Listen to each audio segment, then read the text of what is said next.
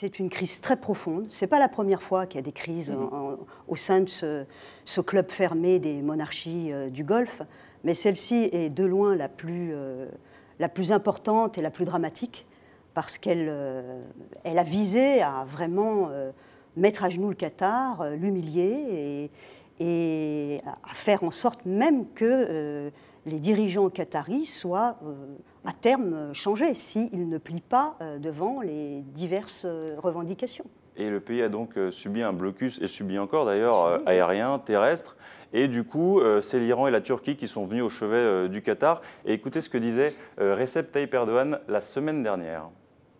Katar'a ve Katar vatandaşlarına yönelik yaptırımların uzandığı yerlere baktığımızda çok ciddi bir yanlışın içine düşüldüğünü görüyoruz.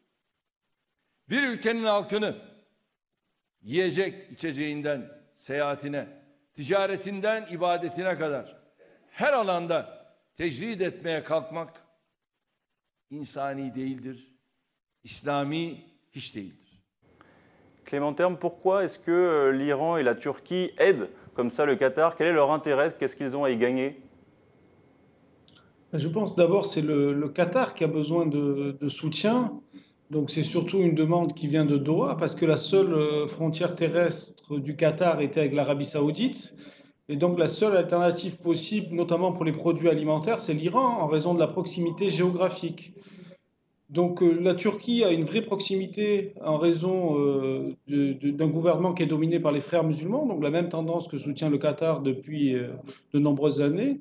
Et l'Iran, lui, c'est plus par opportunisme, c'est-à-dire que l'Iran, une fois de plus, profite des crises interarabes ou des erreurs des États-Unis dans la région.